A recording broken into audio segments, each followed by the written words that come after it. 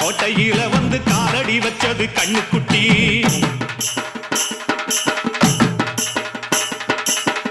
கெட்ட வழி போனதில்லை இது அப்பன மீறாத சிங்கக்குட்டி.